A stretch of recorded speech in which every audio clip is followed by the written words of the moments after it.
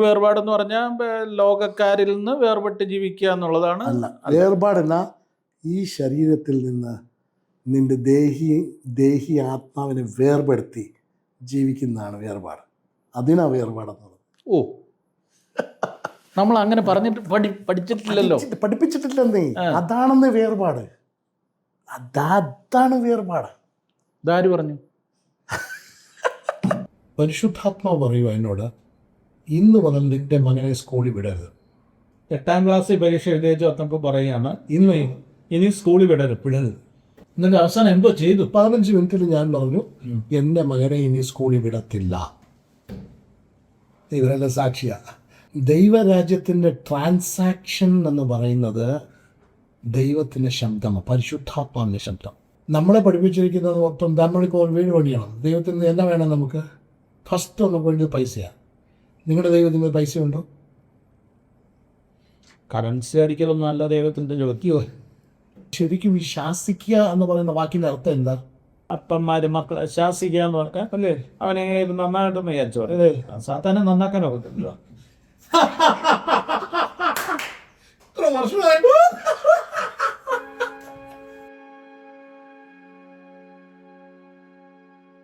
Hallelujah ന്യൂസിലേക്ക് എല്ലാവർക്കും വീണ്ടും സ്വാഗതം. ഇന്ന് എന്നോടുകൂടെ പാസ്റ്റർ വിനോദ് ചാക്കോ ഉണ്ട്, മൈസൂരിൽ നിന്ന്. മുൻപ് നമ്മൾ ഒരുമിച്ച് ഹല്ലേലൂയയിൽ ഒരു അഭിമുഖ സംഭാഷണം നടത്തിയിരുന്നു. എന്നാൽ ഇന്ന് വ്യത്യസ്തമായ ഒരു വിഷയവുമായിട്ടാണ് പാസ്റ്റർ നമ്മുടെ കൂടെ ഉള്ളത്. ദൈവരാജ്യത്തെക്കുറിച്ചാണ് പറയാൻ പോകുന്നത്. ദൈവരാജ്യവും നീതിയും. ദൈവരാജ്യത്തിൻ്റെ പ്രത്യേകത, ബൈബിളിൽ പുതിയ നിയമത്തിൽ യേശുക്രിസ്തു ഏറ്റവും അധികം സംസാരിച്ചത് ദൈവരാജ്യത്തെക്കുറിച്ചാണ്. പുതിയ നിയമത്തിൻ്റെ സുവിശേഷങ്ങളുടെ ഏറ്റവും കാതലായ വിഷയം എന്ന് പറയുന്നത് ദൈവരാജ്യമാണ്. പക്ഷെ നമ്മൾ ഏറ്റവും കുറച്ച് പ്രസംഗിക്കുന്നത് ദൈവരാജ്യത്തെക്കുറിച്ചാണ്. ബൈബിൾ കോളേജിൽ പഠിപ്പിക്കുന്നില്ല. അതെ, ഒരു ബൈബിൾ കോളേജിലും അതൊരു ടോപ്പിക്കായിട്ട് ഞാൻ കണ്ടിട്ടില്ല, പഠിപ്പിക്കുന്നില്ല. എന്തുകൊണ്ടായിരിക്കും ആരും അതൊരു ടോപ്പിക്കായിട്ട് എടുക്കാത്തത്? ദൈവരാജ്യം എന്ന് പറയുമ്പോൾ തന്നെ അതൊരു രാജ്യത്തെക്കുറിച്ച് പഠിപ്പിക്കേണ്ട കാര്യമാണ്. പക്ഷെ നമ്മുടെ ഇന്നത്തെ സിസ്റ്റം എന്ന് പറയുന്നത് ഒരു റിലീജിയസ് എൻറ്റിറ്റി ആയി മാറിയിരിക്കുക. റിലീജിയൻ്റെ അകത്ത് രാജ്യത്തിൻ്റെ ആവശ്യങ്ങൾക്കൊന്നും, ആ രാജ്യത്തിൻ്റെ കാര്യങ്ങളൊന്നും പഠിപ്പിച്ചു തരേണ്ട കാര്യമില്ല. റിലീജിയൻ്റെ അകത്ത് നിങ്ങൾ എങ്ങനെ പ്രാർത്ഥിക്കണം, എങ്ങനെ ആരാധിക്കണം, ഇതൊക്കെയാണ് റിലീജിയൻ്റെ അകത്ത് വരുന്നത്. എങ്ങനെ സ്വർഗത്തിൽ പോകാന്നുള്ളത് മാത്രമാണ് ആ ഒരു തോട്ടാണ് റിലീജിയനിൽ വരുന്നത്. ദൈവരാജ്യത്തിൽ എങ്ങനെ ജീവിക്കണം എന്നുള്ളതിനെ കുറിച്ച് നമ്മൾ ചിന്തിക്കുന്നില്ല. പക്ഷെ യേശു 3.5 വർഷക്കാലം ഉണ്ടായിരുന്ന ഇവരുടെ കൂടെ ഉണ്ടായിരുന്നപ്പോഴെല്ലാം അവർ രാജ്യത്തിൽ എങ്ങനെ നിനക്ക് ജീവിക്കണം എന്നുള്ള കാര്യമാണ് പറഞ്ഞത്. ഈ രണ്ട് കാര്യം യേശുക്രിസ്തു പ്രസംഗിച്ച ഏറ്റവും പ്രധാനപ്പെട്ട കാര്യം ദൈവരാജ്യം. രണ്ടാമത്തെ ഏറ്റവും കൂടുതൽ സംസാരിച്ചത് സാമ്പത്തികത്തെക്കുറിച്ച്, സമ്പത്തിനെ കുറിച്ച്, ഫിനാൻസ്. ഈ രണ്ട് കാര്യവും നമ്മൾ പ്രസംഗിക്കത്തില്ല. ഇതിന് നമ്മുടെ പെന്തക്കോസ്റ്റൽ ഇതിൻ്റെ അകത്ത് ദൈവരാജ്യം ഏതാണ്ട് അവിടെ എങ്ങാണ്ടുണ്ട്, അവിടെ പോയി ഇനി അവിടെ താമസിക്കാം, അവിടെ എങ്ങാണ്ടുണ്ട് എന്നൊക്കെയുള്ളതാണ്. അവിടെ പോകണം, അവിടെ കണ്ണീരില്ല, അവിടെ സങ്കടമില്ല, വലിയ പ്രത്യാശയാണ്. അവിടെയാണ് എല്ലാം ഉള്ളത്. നാളെയാണ് ഇപ്പോൾ ഉള്ള ദൈവരാജ്യത്തെ കുറിച്ച് നമുക്ക് ഒരു ബോധ്യവും ഉള്ളതല്ല. യേശു പറഞ്ഞത് നിങ്ങളുടെ ഇടയിലുണ്ടെന്നും നിങ്ങളുടെ ഉള്ളിലുണ്ടെന്നുമാണ് പറഞ്ഞത്. ദൈവരാജ്യം നിങ്ങളുടെ ഉള്ളിലുണ്ടെന്നാണ് പറഞ്ഞത്. പിന്നെ അവൻ വരാൻ പോകുമ്പോഴത്തെ ആ രാജാവോടുകൂടി രാജാവ് വരുമ്പോഴത്തേനുള്ള രാജ്യം കൂടിയാണ് പറഞ്ഞത്. പക്ഷേ പ്രസന്റ്ലി ഈ രാജ്യം നമ്മുടെ ഉള്ളിൽ തന്നെ ഉണ്ട്. അത് നമ്മൾ മനസ്സിലാക്കുന്നില്ല. നമ്മൾ അത് മനസ്സിലാക്കിയാലേ നമുക്ക് ക്രിസ്തീയ ജീവിതം ബ്ലസ്ഡ് ആയിട്ട് പോകാൻ പറ്റുള്ളൂ. ഓക്കെ, പാസ്റ്റർ എപ്പോഴാണ് ഇത് മനസ്സിലാക്കിയത്? ഞാൻ സാധാരണ ഒരു പാസ്റ്ററിൻ്റെ കൂട്ടത്തിൽ തന്നെ ഒരു അപ്പോസ്റ്റലിക് കോളിംഗ് ആണ്. എനിക്കൊരു അപ്പോസ്റ്റലിക് കോളിംഗ് ആണുള്ളത്. കർണാടകയിൽ പോവുകയും പല സഭകൾ നമ്മൾ സ്റ്റാർട്ട് ചെയ്യുകയും ഡിസൈപ്പിൾഷിപ്പ് ചെയ്ത് പല ലീഡേഴ്സിനെ വിടുകയും ഇന്ത്യയിൽ പലയിടത്തായിട്ട് നമ്മുടെ കൂട്ടത്തിൽ വീട്ടിൽ നിന്ന് വളർന്നിട്ടുള്ള ദേവദാസന്മാർ പലയിടത്തായിട്ട് ശുശ്രൂഷിക്കുകയൊക്കെ ചെയ്ത് ആ ഫസ്റ്റ് ഒരു 10 വർഷം 2010-11 വരെയൊക്കെ എന്താ പറയുന്നത് ഒരു പവർഫുൾ ഫയർ ഫാസ്റ്റിംഗ് പ്രയർ ഇവാഞ്ചലിസ്റ്റാണ് ഞാൻ. കർണാടക, ഇന്ത്യ എല്ലായിടത്തും പോയിട്ടുണ്ട്. ഇവൻ അമേരിക്ക, ആ സമയത്ത് അമേരിക്കയിലൊക്കെ പോയിട്ടുണ്ട്. എവിടെ പോയാലും നമുക്ക് എന്താ പറയുന്നത്, ആ ഒരു തീ കത്തിക്കുക എന്നുള്ള ഒരു കോൺസെപ്റ്റാണ് നമുക്കുള്ളത്. ഫയർ ജനം ഇളകി മറിയണം, വേർത്ത് കുളിക്കണം, ഒന്ന് എന്താ പറയുന്നത്, ആ ഒരു കോൺസെപ്റ്റാണ് നമുക്ക് നമ്മുടെ ഉള്ളിൽ നമ്മളെല്ലാം പഠിച്ചതാണ്. നമ്മൾ അതിനെ എങ്ങനെ മെച്ചപ്പെടുത്താമെന്നുള്ളതാണ് എല്ലായിടത്തും നോക്കുന്നത്.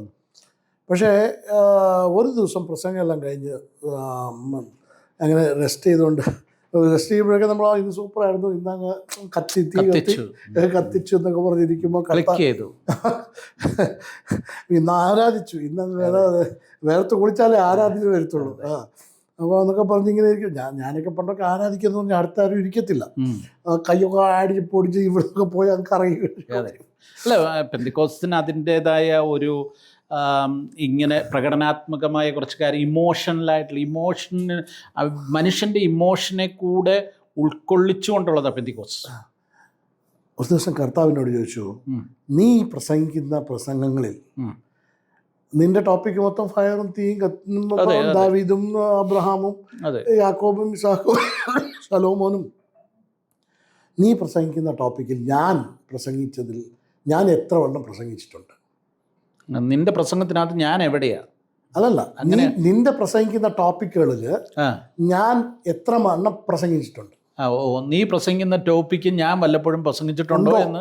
ഓക്കെ, ഞാൻ പ്രസംഗിക്കുന്ന ദാവീദ്, അബ്രഹാം, യാക്കോബ്, ഇസഹാക്ക്, ഏലിയാവ്, തീ ഞാൻ എപ്പോഴെങ്കിലും പ്രസംഗിച്ചിട്ടുണ്ടോ?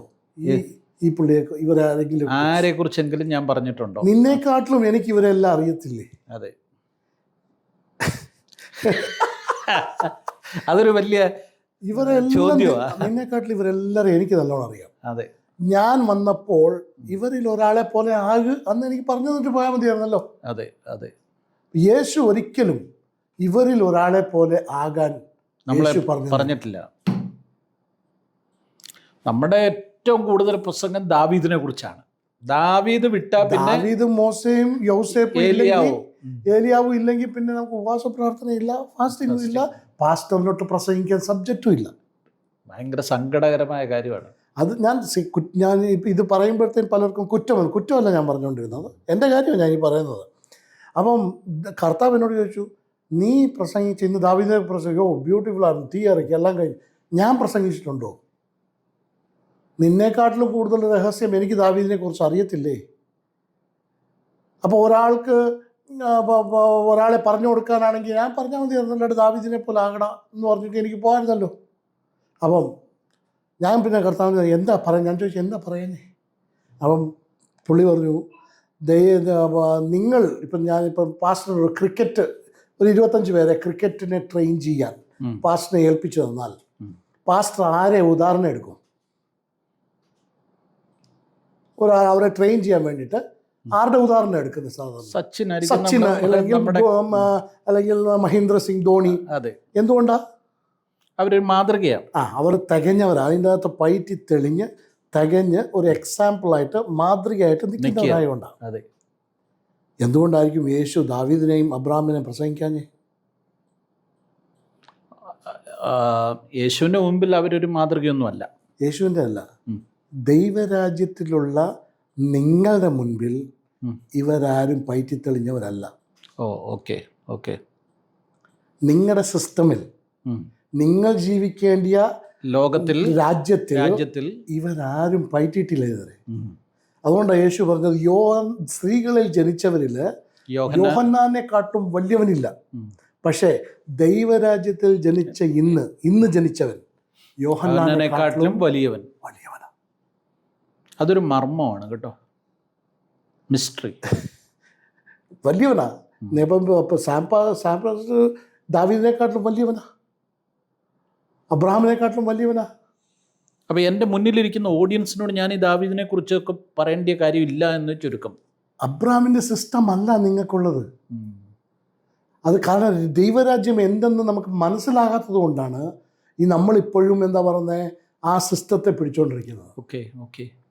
അപ്പം ദൈവരാജ്യം എന്താണ്? യേശു കാണിച്ചെന്ന ബൈബിൾ കാണിക്കുന്ന മോഡലിലെ ഏറ്റവും ബെസ്റ്റ് മോഡൽ എന്ന് പറയുന്നത്, ദൈവരാജ്യത്തിൻ്റെ മോഡൽ എന്ന് പറയുന്നത് ഏദൻ തോട്ടമാണ്. ഗാർഡൻ ഓഫ് ഏഡൻ ആണ് ദൈവരാജ്യത്തിൻ്റെ ഒരു മോഡലായിട്ട് നമുക്ക് എടുക്കാൻ പറ്റുന്നത്. ഓക്കെ. അവിടെ 2 കാര്യമാണ് മനുഷ്യന് കൊടുത്തത്. ഒന്ന്, മനുഷ്യനെ സൃഷ്ടിച്ചിട്ട് അവനോട് പറഞ്ഞു, നീ ഈ ഭൂമിയുടെ മേലും വാഴുക. രണ്ടാമത്തേതായിരുന്നു ഈവനിങ്ങിൽ ദൈവം വന്ന് ഇറങ്ങിയിട്ട് അവരുമായിട്ടൊരു റിലേഷൻഷിപ്പ്. വെറും റിലേഷൻഷിപ്പ് അല്ല, അവർക്ക് ഫസ്റ്റ് കൊടുത്തത് വാഴാനാണ് പറഞ്ഞത്. നിങ്ങൾ ഈ ഭൂമിയിൽ നിങ്ങൾക്ക് കൊടുത്തിരിക്കുന്ന നിങ്ങൾ വാഴുക. വാഴ്ചയാണ് ഇവൻ ആരാന്ന് ഇവൻ ഏത് ഡിസൈനിലുള്ളതാണ് മനസ്സിലാക്കുന്നത് വാഴ്ചയാണ്. അവനെ ഏത് ഇമേജിലും ദൈവത്തിൻ്റെ സ്വരൂപത്തിലും ഇതിലും സാദൃശ്യത്തിലും സൃഷ്ടിച്ചിട്ട് ദൈവം പറഞ്ഞു നീ വാഴാൻ പറഞ്ഞു. അപ്പം ഈ വാഴ്ചയിലാണ് ദൈവത്തിന് അറിയാൻ പറ്റുന്നത് ആരുടെയാ ഇവൻ സ്വരൂപവും സാദൃശ്യം ആരുടെയാന്നുള്ളത്. സ്വരൂപവും സാദൃശ്യം എന്ന് പറയുന്നത് സ്വഭാവമാണ്, ദൈവത്തിൻ്റെ സ്വഭാവമായി ഇവൻ്റെ കൊടുത്തിട്ട് ഇവൻ്റെ ഉള്ളിൽ ഇൻവെസ്റ്റ് ചെയ്തിട്ട് ദൈവം പറഞ്ഞ് യു ഡൊമെയിൻ വാഴാൻ പറഞ്ഞു. എന്നിട്ട് പറഞ്ഞു വൈകുന്നേരം വന്നിട്ട് പുള്ളി ഇവനുമായിട്ടുള്ള റിലേഷൻഷിപ്പാണ്. പക്ഷെ നമ്മുടെ ഇപ്പോഴത്തെ ഇതിൻ്റെ അകത്ത് ഈ റിലേഷൻഷിപ്പ് മാത്രമേ ഉള്ളൂ. ഇവിടെ മൊത്തം വാഴ്ചയില്ല, അടിമത്വമാണ് ഉള്ളത്, സ്ലേവറിയാണ് ഉള്ളത്. നമ്മുടെ മൈൻഡ് സെറ്റ് കംപ്ലീറ്റ്ലി സ്ലേവറിയാണ്. ഒന്നുകൂടെ ഒന്ന് വിശദീകരിക്കാവോ അത്? ഓക്കെ, ഞാൻ നിന്നെ കൈവിടത്തില്ല, ഞാൻ നിന്നെ ഉയർത്തിയേക്കാം, ഞാൻ ആര് പറഞ്ഞാലും ഞാൻ നിന്നെ മറക്കത്തില്ല. ഈ മെസ്സേജ് എല്ലാം ദൈവം ആരോടാ പറഞ്ഞത്? ഞാൻ നിന്റെ കണ്ണുനീരിനെ തുടയ്ക്കും, ഞാൻ നിന്നെ ഒരു നാളും കൈവിടത്തില്ല, നീ പെറ്റമ്മ മറന്നാലും ഞാൻ നിന്നെ മറക്കത്തില്ല, അല്ലെങ്കിൽ നീ തീ കൂടെ നടന്നാലും ഞാൻ നിന്നെ വെന്തുവാൻ സമ്മതിക്കത്തില്ല.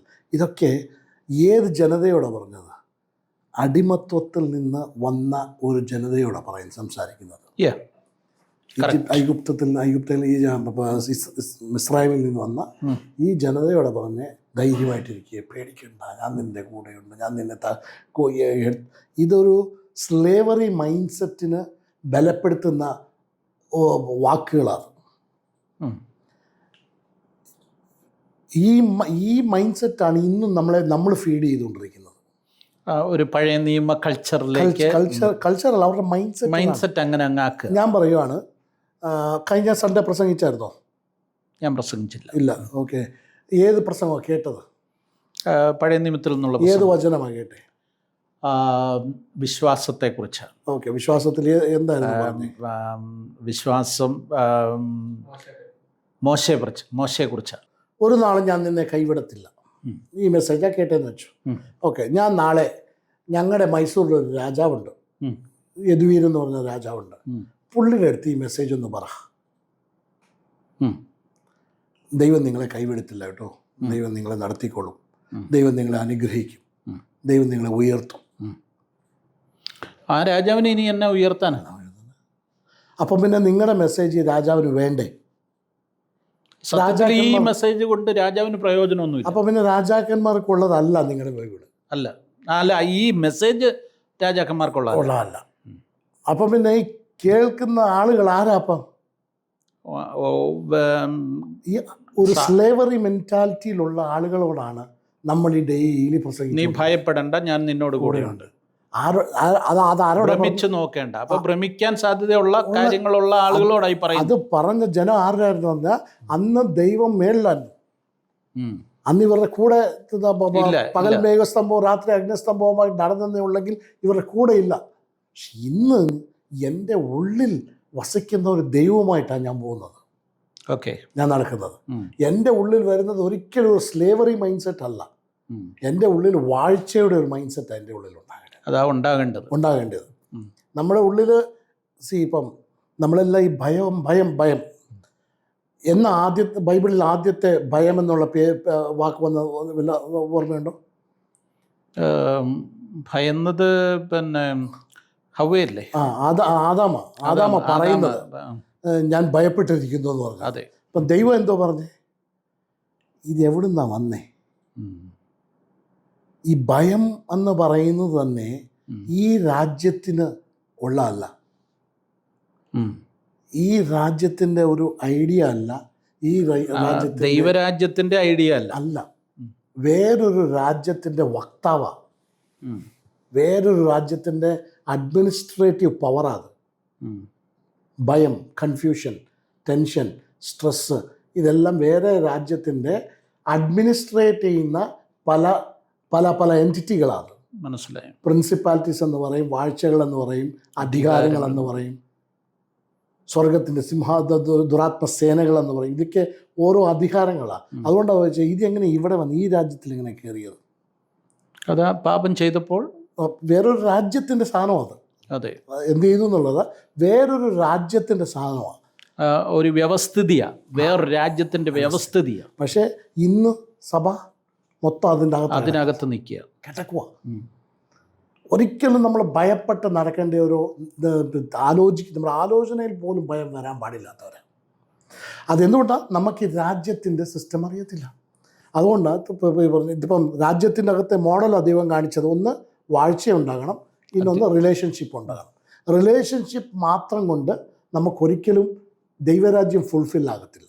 ദൈവരാജ്യം ഇപ്പോഴത്തെ ദൈവരാജ്യത്തിൽ നമ്മളായിരിക്കുന്ന ഫുൾഫിൽ ആകണമെങ്കിൽ ഈ രാജ്യവും വാഴ്ചയും റിലേഷൻഷിപ്പ് കൂടെ ഒന്നാകുമ്പോഴാണ് ആ കിങ്ഡം ഫുൾഫിൽ ആകുന്നത്. അതുകൊണ്ടാണ് ഇതെല്ലാം കേട്ടിട്ടാണ്, പ്രസംഗം മൊത്തം കേട്ടിട്ടാണ് നീ ഈ ഒന്നിനെക്കുറിച്ചും വിചാരപ്പെടരുത്, നീ ചോദിക്കുന്നതിന് മുന്നേ പിതാവ് നിനക്ക് നൽകും, ഇതെല്ലാം കേട്ടിട്ടാണ് നിക്കോദിമോസ് വന്നിട്ട് രാത്രി ചോദിക്കുന്നത്, നിന്റെ ഈ രാജ്യത്തിൽ എങ്ങനെ പ്രവേശിക്കാം? ഒരിക്കലും അവൻ ചോദിച്ചിട്ടില്ല നിന്റെ ദൈവത്തെ എങ്ങനെ പ്രസാദിക്കാം, അത് ചോദിച്ചില്ല. അല്ലെങ്കിൽ ഇന്ന് പറയുന്ന പോലെ ദൈവം നിന്നെ അനുഗ്രഹിക്കാം, ആ ദൈവം ആരാ ചോദിച്ചില്ല. ദൈവവുമായിട്ടുള്ള ഒരു പരിപാടി അല്ലായിരുന്നു അവൻ ചോദിച്ചത്. അവൻ വന്നിട്ട് ചോദിച്ചത്, എടാ ഈ രാജ്യത്തിൽ എനിക്ക് എങ്ങനെ പ്രവേശിക്കാം? ഓക്കെ ഓക്കെ, അല്ലെ നീ എന്നെ അനുഗ്രഹിക്കണമെന്ന് പറഞ്ഞാൽ മതിയായിരുന്നു അല്ലേ? പിന്നെ നമ്മൾ ദൈവത്തിൻ്റെ അടുത്ത് പോകുന്നത് എന്തെങ്കിലും കിട്ടാൻ വേണ്ടിയിട്ടല്ലേ? എനിക്കൊരു വരം തരണേന്ന് കാര്യം നടത്താൻ വേണ്ടിയിട്ടല്ലേ പോകുന്നേ? ഓ ഓ, മനസ്സിലായി. ദൈവത്തിൻ്റെ അടുത്ത് നിങ്ങൾ ചർച്ചയിൽ പോകുന്നത് എന്നെ കൃപാവരം നിറയ്ക്കണം, അല്ലെങ്കിൽ എൻ്റെ കാര്യം നടത്തണം, എൻ്റെ വീട് കിട്ടണം, എൻ്റെ മകളുടെ കല്യാണം നടത്തണം. ഏറ്റവും ലാസ്റ്റിൽ സ്വർഗത്തിൽ കൊണ്ടുപോകണം, അത് കൊണ്ടുപോകുന്ന പരിപാടി. പക്ഷേ നിക്കോദിമോസ് വന്നിട്ട് ചോദിക്കുക, ഞാൻ ചോദിക്കുക, സാമ്പുടിച്ചായൻ സ്ഥാനപ്പെട്ടപ്പോൾ ഒരു രാജ്യത്തിൽ ചേരാനുള്ള മെൻറ്റാലിറ്റിയിലാണോ ചേർന്നത്? ആ ഒരു പിടുത്തം നമുക്കിതിനെക്കുറിച്ച് അറിയത്തേയില്ല, അറിയത്തുപോലുമില്ല. അപ്പോൾ നിക്കോദിമോസ് വന്നിട്ട് ചോദിക്കുവാണ്, എനിക്ക് രാജ്യത്തിൽ കയറണം, എങ്ങനെയാണ് ഇതിൻ്റെ അകത്ത് എങ്ങനെ എൻറ്റർ ചെയ്യാം? അപ്പോൾ ആദ്യം യേശു പറഞ്ഞു, നീ വീണ്ടും ജനിക്കണം. അപ്പോൾ എന്താ പറഞ്ഞു? വീണ്ടും ജനിച്ചാൽ കാണാമെന്ന് പറഞ്ഞു. വീണ്ടും ജനിച്ചാൽ നിങ്ങൾക്ക് ദൈവരാജ്യം കാണാം. എന്നിട്ട് പുള്ളി ചോദിച്ചു, എങ്ങനെയാ പോയി വരണോ അമ്മയുടെ? അവനത് മനസ്സിലായില്ല. ഇല്ല.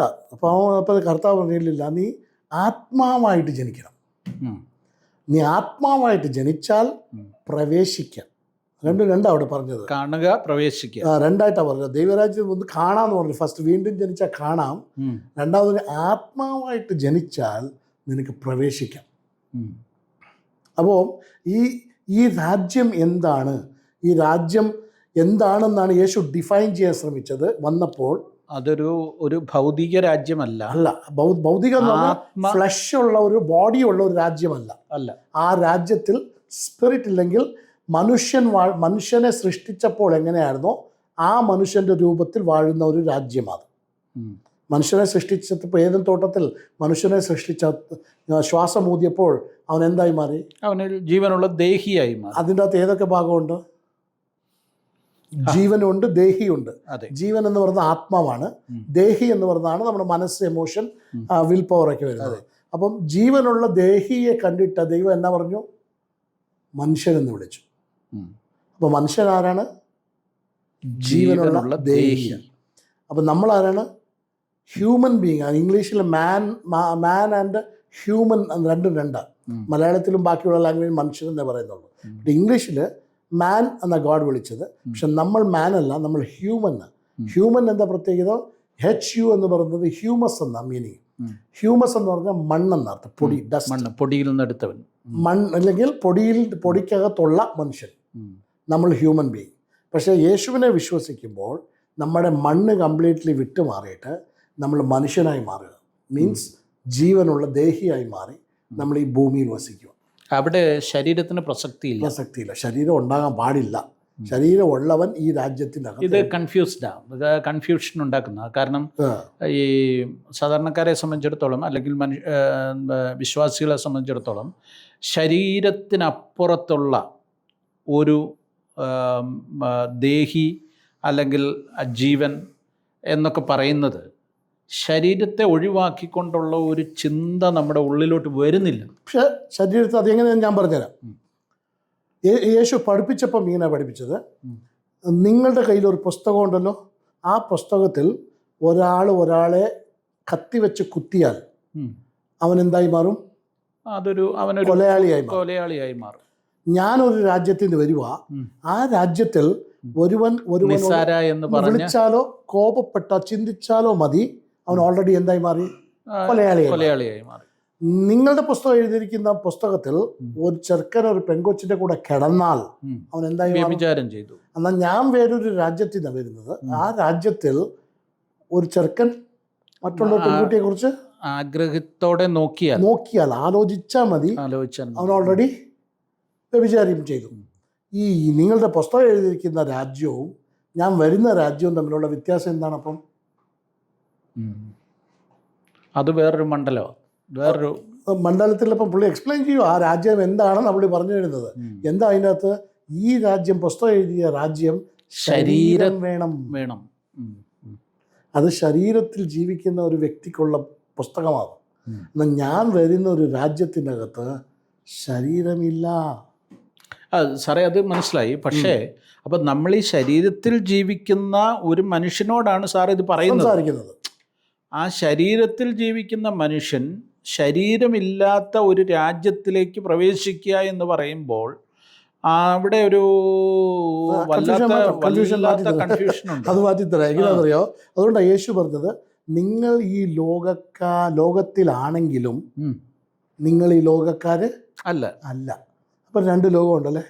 തീർച്ചയായിട്ടും. ഒരാൾക്ക് തന്നെ 2 ലോകമുണ്ട് അല്ലേ? ഈ ലോകത്തിലാണെങ്കിലും ഈ ലോകക്കാരല്ല. ഓക്കെ. നമ്മുടെ യേശുവും ശിഷ്യന്മാരും കൂടെ അക്കരയും ഇക്കരയ്ക്ക് ബോട്ടിൽ യാത്ര ചെയ്തു. ഓക്കെ, നമുക്ക് ശിഷ്യന്മാർ, യേശു ഇപ്പുറത്തുണ്ട്, ശിഷ്യന്മാർ അപ്പുറത്തുണ്ട്. നമുക്ക് നടുക്ക് ഒരു ഡെഡ് ബോഡിയെ വെക്കാം. നമുക്ക് നടുക്ക് വെക്കാം. ഓക്കെ, പോവുകയാണ്. അലകൾ അടിക്കാൻ തുടങ്ങി, ബോട്ട് മുങ്ങാറായി. ഈ ഡെഡ് ബോഡിയെ പോലെ ആരാ ബിഹേവ് ചെയ്തത്? ആരാ റെസ്പോണ്ട് ചെയ്തത്? യേശു അല്ലേ? അപ്പം എന്തുകൊണ്ടാണ് ഇത് ഉറങ്ങാന്നുള്ളതല്ല, അവനെ ഇത് ബാധിക്കുന്നില്ല. വെള്ളം വീഴുന്നുണ്ട്, എല്ലാം വീഴുന്നുണ്ട്, പക്ഷെ അവൻ എന്ത് ചെയ്യുന്നു? ഉറങ്ങുമായിരുന്നു. വൈ? അതിനാണ് ഈ ലോകത്തോട് പുള്ളിയുടെ ചെവി, പുള്ളിയുടെ കണ്ണ്, പുള്ളിയുടെ വായ്, പുള്ളിയുടെ മൂക്ക്, പുള്ളിയുടെ സ്കിന്ന് കംപ്ലീറ്റ്ലി ഡെഡായിരുന്നു. പഞ്ചേന്ദ്രിയങ്ങൾ കംപ്ലീറ്റ്ലി ഡെഡായിരുന്നു. ഈ ലോകത്തോട് മരിച്ചു പുള്ളി എന്ന് പറഞ്ഞാൽ, ഈ മരിച്ച ഒരാൾക്ക് ഈ ലോകത്തിന് എന്ത് കാണിച്ചാലും റെസ്പോണ്ട് ചെയ്യാൻ പറ്റത്തില്ല. ഒരു ഡെഡ് ബോഡിയെ ഇപ്പം അവിടെ മഴ പെയ്താലും ഒന്നും റെസ്പോണ്ട് ചെയ്യത്തില്ല. അങ്ങനെ ഒരു ക്രിസ്തീയ ജീവിതമാണ് ദൈവം നമ്മളെക്കുറിച്ച് ആഗ്രഹിക്കുന്നത്. ലോകത്തോടുള്ള ഈ ശരീരത്തിൻ്റെ പഞ്ചേന്ദ്രിയങ്ങൾ തുറന്നു വെച്ചിരിക്കുന്നത് കംപ്ലീറ്റ്ലി ക്ലോസ് ചെയ്തുകൊണ്ട്. ബുദ്ധിമുട്ടല്ല, അത് ബുദ്ധിമുട്ടായതുകൊണ്ടാണ് സാറേ ആരും ഇത് പ്രസംഗിക്കാത്ത. ബുദ്ധിമുട്ടല്ല സാർ, ഇത് ഭയങ്കര എളുപ്പമാണ്. ഭയങ്കര എളുപ്പമാണ്. പക്ഷേ ഇത് നമ്മളെന്താ പറയുക, ഈ റിയാലിറ്റി അറിയാൻ മേലാത്തതുകൊണ്ടുള്ള പ്രശ്നമാണ്. സത്യം അറിയാൻ മേലാത്തതുകൊണ്ടുള്ള ഒറ്റ പ്രശ്നമേ ഉള്ളൂ. ഇത് കുറച്ച് ഡീറ്റെയിൽ ആയിട്ട് പോകുന്നത്. അപ്പോൾ അതാണ് ഈ ലോകം. ഈ പറയുന്ന ലോകത്തോട് മരിക്കണം. നമ്മളൊക്കെ ചെറുപ്പത്തിൽ നിങ്ങളൊക്കെ കേട്ടിട്ടുണ്ട്, ഞാനൊക്കെ നിങ്ങൾ വേർപാട്. എന്താണ് ഈ വേർപാടിൻ്റെ അർത്ഥം? നിങ്ങളുടെ മക്കൾക്ക് വിവാഹപ്രായമായോ? ഹല്ലേലൂയ മാട്രിമോണിയൽ നിങ്ങളെ സഹായിക്കുന്നു. വിശ്വാസികൾക്ക് ജീവിത പങ്കാളിയെ കണ്ടെത്തുവാൻ ഏറ്റവും ഫലപ്രദവും സുരക്ഷിതവുമായ മാർഗമാണിത്. 2 മാർഗങ്ങളിലൂടെയാണ് നിങ്ങളുടെ മക്കളെക്കുറിച്ചുള്ള വിവരങ്ങൾ 10,000-കണക്കിന് ആളുകളിലേക്ക് ഞങ്ങൾ എത്തിക്കുന്നത്. ഒന്ന്, ഹല്ലേലൂയ ഓൺലൈൻ. നിരന്തരം ക്രിസ്തീയ വാർത്തകൾ 100-കണക്കിന് വാട്സപ്പ് ഗ്രൂപ്പുകൾ വഴി 10,000-കണക്കിന് വായനക്കാരിലേക്ക് എത്തുന്നു. ആ വാർത്തകളോടൊപ്പം നിങ്ങളുടെ മാട്രിമോണിയലും ഉൾപ്പെടുത്തുന്നു. 2, കഴിഞ്ഞ 30 വർഷമായി പ്രസിദ്ധീകരിക്കുന്ന ഹാലലിയയുടെ പ്രിൻ്റ് എഡിഷനുണ്ട്. ആ പ്രിൻ്റ് എഡിഷനിലും ഈ മാട്രിമോണിയൽ അതുപോലെ തന്നെ ഉൾപ്പെടുത്തുന്നു. ഈ 2 മാർഗങ്ങളിലൂടെ 10,000-കണക്കിന് വായനക്കാരിലേക്ക് വളരെ പെട്ടെന്ന് നിങ്ങളുടെ മാട്രിമോണിയൽ എത്തുമ്പോൾ ആലോചനകൾ നിങ്ങളെ തേടി വരും. അതിൽ നിന്ന് ഏറ്റവും അനുയോജ്യമായത് പ്രാർത്ഥനാപൂർവം നിങ്ങൾ തിരഞ്ഞെടുത്താൽ മാത്രം മതിയാകും. അതുകൊണ്ട് വൈകണ്ട. ലോകത്തിൻ്റെ ഏത് കോണിലിരുന്നാണെങ്കിലും നിങ്ങൾക്ക് രജിസ്റ്റർ ചെയ്യാം. ഈ സ്ക്രീനിലുള്ള ഫോൺ നമ്പറിലേക്ക് നിങ്ങളുടെ മക്കളുടെ ബയോഡേറ്റയും ഫോട്ടോയും അയയ്ക്കുക. ഇന്ന് തന്നെ രജിസ്റ്റർ ചെയ്യുക. എത്രയും വേഗം നിങ്ങളുടെ മക്കളുടെ വിവാഹം നടക്കട്ടെ എന്ന് പ്രാർത്ഥിക്കുന്നു. വേർപാടെന്ന് പറഞ്ഞാൽ നമ്മൾ സോക്കോൾഡ് വേർപാടെന്ന് പറഞ്ഞാൽ ലോകക്കാരിൽ നിന്ന് വേർപെട്ട് ജീവിക്കുക എന്നുള്ളതാണ്. അല്ല, വേർപാടല്ല, ഈ ശരീരത്തിൽ നിന്ന് നിന്റെ ദേഹി ആത്മാവിനെ വേർപെടുത്തി ജീവിക്കുന്നതാണ് വേർപാട്. അതിനാ വേർപാടെന്ന് പറയുന്നത്.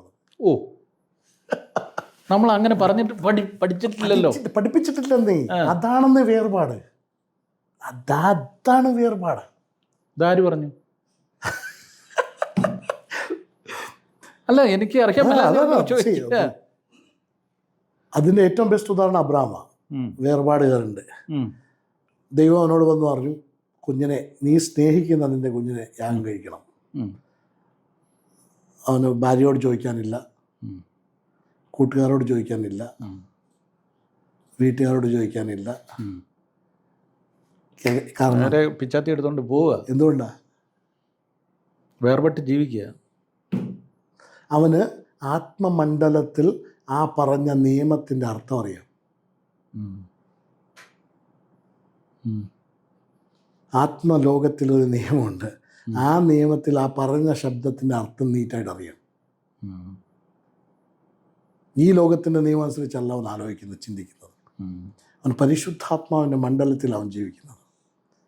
അവനെ വേർപെട്ട് അവൻ്റെ ആത്മാവും മനസ്സും കംപ്ലീറ്റ്ലി അതിന് ഡെഡിക്കേറ്റഡാണ്. അബ്രഹാമിൻ്റെ കാര്യത്തിൽ എനിക്കത് മനസ്സിലായി. ഓക്കെ. പക്ഷേ നമ്മൾ പറഞ്ഞ, നമ്മൾ പഠിച്ച, നമ്മൾ കേട്ട, നമ്മൾ അനുഭവിച്ച വേർപാടെന്ന് പറയുന്നത് എൻ്റർലി ഡിഫറെൻ്റ് ആണല്ലോ. പക്ഷെ അത് റിലീജിയസ് ആയിട്ട് വന്നപ്പോൾ ഇതെല്ലാം നമ്മൾ റിലീജിയസ് ആയിട്ട് നമ്മൾ വേർപാടിന്റെ ഭാഗമായിട്ട് ആഭരണം ഊരി മീശ വടിച്ചു. ഞാനൊക്കെ ഈ മീശ വടിച്ച് കുമ്പളങ്ങ പോലെ നടക്കേണ്ടി വരുന്നത് ഒന്ന് ആലോചിച്ച് നോക്കി. ഇതെല്ലാം വേർപാടിന്റെ ഭാഗമായിട്ടാ. അല്ല, അതേപോലെ എന്നോട് ഒരു പിണങ്ങരുതെന്ന് പറയുന്നത് അതുകൊണ്ടാണ് പറഞ്ഞത്. ഇതുമായിട്ടൊരു വേർപാട്, ഈ പറയുന്ന നമ്മുടെ ഇതിനും വേർപാടില്ലേ ഇല്ല. അതുമായിട്ട് വേർപാട് സംബന്ധമേ ഇല്ല. ഇപ്പം രാജ്യം എന്ന് പറയുന്ന കോൺസെപ്റ്റിൽ യേശു പഠിപ്പിച്ച ഒരു പാരബിളായിരുന്നു. പാരബിൾ എന്താ മലയാളത്തിൽ പറയുക? ഉപമ. നഷ്ടപ്പെടുന്നതും ലാഭം വരുന്നതുമായിട്ടുള്ള ഒരു ഉപമ പറഞ്ഞു തന്നു. എന്തായിരുന്നു? ഏതായിരുന്നു അത്? വിതയ്ക്കുന്നവൻ വന്നു, വിതച്ചു. ചിലത് നല്ല നിലം, ചിലത് മുള്ള്, ചിലത് പാറമേൽ വീണു, ചിലത് നല്ല ചിലർക്ക് 30 കിട്ടി, ചിലർക്ക് 60 കിട്ടി, ചിലർക്ക് 100 കിട്ടി. അപ്പം നിങ്ങൾക്ക് വിതച്ച വിത്ത് ഒന്ന് തന്നെയാണ്. അതെ, എല്ലായിടത്തും എല്ലാം വിതച്ചത് ഒരേ വിത്താണ്. പ്രവചനം കേട്ടു, നീ ലോകരാജ്യങ്ങൾ നേടിയെടുക്കും. ഞാനും കേട്ടു, ലോകരാജ്യം നേടിയെടുക്കും. നിങ്ങളതിൻ്റെ 30 നേടിയെടുത്തു, ഞാൻ അതിൻ്റെ 100 നേടിയെടുത്തു. പ്രാർത്ഥിക്കുന്നത് കൊണ്ടാണോന്നാണോ പറഞ്ഞേ? അല്ല. ഉപവസിക്കുന്നുകൊണ്ടാണോന്ന് പറഞ്ഞേ? അല്ല. പിന്നെ ഏതുകൊണ്ടാ? ആ വിത്താണ് പ്രശ്നം. അല്ല, ഈ മണ്ണാണ് പ്രശ്നം. മണ്ണ് എന്താണ്? നല്ല മണ്ണ്, നല്ല മനസ്സ്. എന്തുകൊണ്ടാണ്? നല്ല മനസ്സുകൊണ്ടാ നിങ്ങൾക്ക് നഷ്ടമാകുന്നതും നേടുന്നതും എല്ലാം മനസ്സുകൊണ്ടാന്നാ പറഞ്ഞേ. വാഗുകൊണ്ട് എന്തുകൊണ്ടാ പറഞ്ഞില്ല? പിടികിട്ടിയില്ല, ഒന്നുകൂടി പറഞ്ഞേ. നിങ്ങൾ പ്രാർത്ഥിക്കുന്നുണ്ടല്ലോ എനിക്കെല്ലാം കിട്ടുന്നേ. അങ്ങനെ ഞാൻ വിശ്വസിക്കുന്നു. അല്ലേ? വാഗുകൊണ്ട് പ്രാർത്ഥിക്കുന്നുണ്ടല്ലേ കിട്ടുന്നത്. അവിടെ പറയുന്നത് നല്ല മനസ്സുകൊണ്ട് എല്ലാം കിട്ടുമെന്ന്. അല്ല, അത് സുവിശേഷം ഒരുവൻ്റെ ഉള്ളിൽ വീണ് അത് കിളിർത്ത് അത് വളരുന്നതിനെ കുറിച്ചല്ലേ പറയുന്നത്? അല്ല, സുവിശേഷത്തെ കുറിച്ചല്ലോ.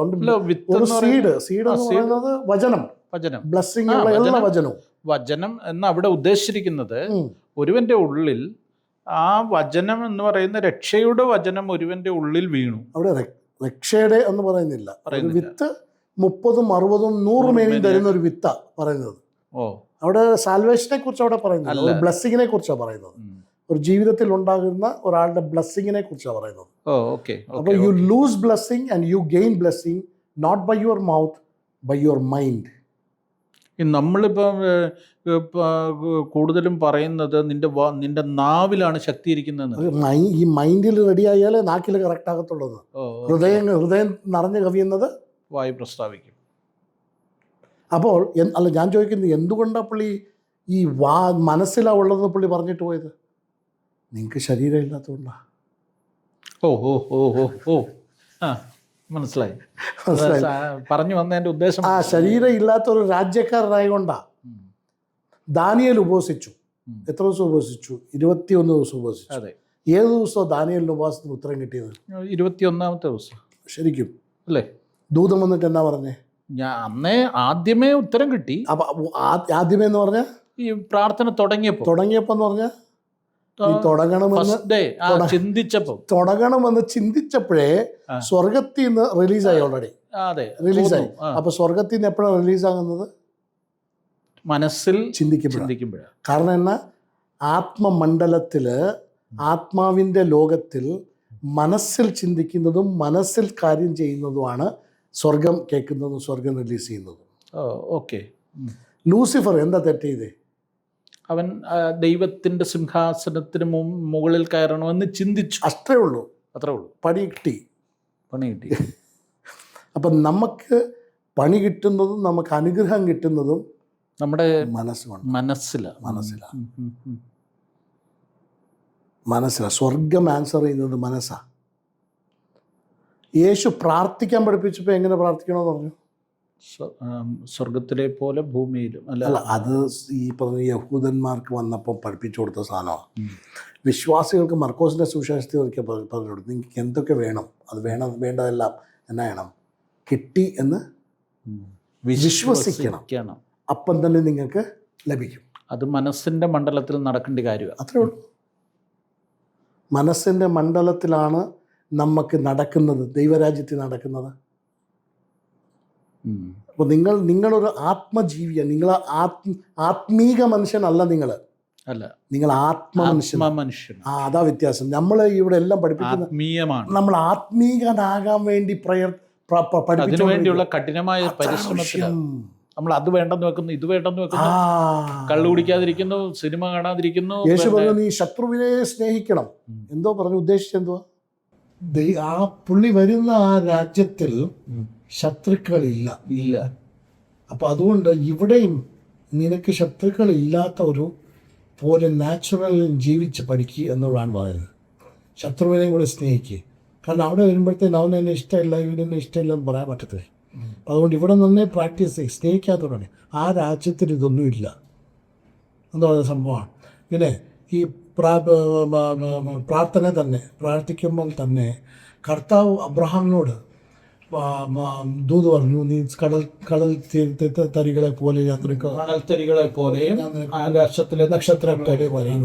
പക്ഷെ ഒരിക്കൽ ഒരു 17-ാം അധ്യായത്തിൽ വരുമ്പോഴത്തേനും അവർ ക്ഷീണിച്ചു പോകുന്നു. അതുകൊണ്ട് പറയുക, ഞാൻ എല്ലാം എലിയാസറിന് കൊടുക്കാം, എനിക്ക് വേണ്ട, ഇത് മടുത്തു. പക്ഷെ എന്തോന്നറിയോ, ദൈവതമ്പരം ചെയ്ത് 3 പേരും ഇറങ്ങി വന്നു മുറ്റത്ത്. എന്തോ ചെയ്തതെന്നറിയോ, പുറത്തിറങ്ങിയതാണ്. ഇറങ്ങി വന്നിട്ട് പറഞ്ഞു, നീ ആകാശത്തോട് നോക്കാം. എന്നിട്ട് അവനോട് ചോദിച്ചു, നീ എന്തോ കാണുന്നേ? നക്ഷത്രങ്ങൾ കാണുന്നുണ്ട്. അപ്പം സംശയം മാറ്റുമായിരുന്നു, 1 ആണോ 2 ആണോ എന്നുള്ളത്. എണ്ണാൻ പറ്റുന്നില്ല. അപ്പം മനസ്സിലായി, കാണുന്നത് നക്ഷത്രങ്ങളാണ്, എണ്ണമില്ലാത്ത നക്ഷത്രം കണ്ടുകൊണ്ടിരിക്കുന്നത്. എന്നിട്ട് ദൈവം അവരോട് പറഞ്ഞു, ഇപ്പോൾ നീ എന്താണോ കാണുന്നത് അത് നിനക്ക് നിറവേറാൻ പോകാം. അപ്പം ദൈവം വാഗ്ദാനത്തെ മൊത്തം ആ 1/2 മണിക്കൂർ മുന്നേ പറഞ്ഞ് വാഗ്ദാനവും വേണ്ട, എല്ലാം നഷ്ടപ്പെട്ടു. എനിക്ക് വേണ്ടാന്ന് പറയുന്നത് അവൻ്റെ ജീവിതത്തിൽ ദൈവം ചേഞ്ച് ചെയ്തതെന്ന് കാഴ്ചയുണ്ട്. ഒരു ചിത്രമാണ് ചേഞ്ച് ചെയ്യാവും. കംപ്ലീറ്റ് ചിത്രമാണ് ചേഞ്ച് ചെയ്യാം. ചിത്രം ചെയ്ത് പുതിയ ചിത്രം ഇട്ടിട്ട് പറഞ്ഞു, ഇപ്പോൾ നീ എന്താണ് കാണുന്നത് അത് നേരെ വരാമോ? സാന്തുട്ടോ ഞാൻ ചോദിക്കുമോ സാംകുട്ടി പാസ്റ്ററിനോടോ, ഇനി വരാൻ പോകുന്ന 5 വർഷത്തേക്കിന് സാംകുട്ടി പാസ്റ്ററിന് എന്താകും എന്നൊരു ചിത്രം മനസ്സിൽ ചോദിച്ചാൽ എല്ലാം ചിത്രം കാണാൻ പറ്റുമോ? ഞാനിപ്പോൾ സഭയിലൊക്കെ ചോദിച്ചാൽ 5 മിനിറ്റ് ഇങ്ങനെ കണ്ണിങ്ങനെ മുഫുഡ് അടിച്ചു വിടുന്നത് ഇരുട്ടേ കണ്ടുള്ളൂ, വേറെ ഒന്നും കാണിച്ചു ഇഷ്ട പേരെ കാണാനൊന്നുമില്ല, പഠിപ്പിച്ചു കൊടുത്തിട്ടില്ല. കാരണം നമ്മുടെ ഏറ്റവും നമ്മുടെ ശത്രു ആരാണ്? നമ്മുടെ പിശാച്. നമുക്ക് ആകെ കേട്ടിട്ടുള്ള ശത്രു പിശാചാണ്. അവനോടാ യുദ്ധം മൊത്തം. എന്നാൽ ചെയ്തിട്ടുണ്ടോ യുദ്ധം നല്ലോണം? അതറിയത്തില്ല. ഒരാൾ പോലും ചെയ്തിട്ട് പോലില്ല. നേരിട്ട് വേണ്ട മൂത്രപ്പൊഴിക്കും.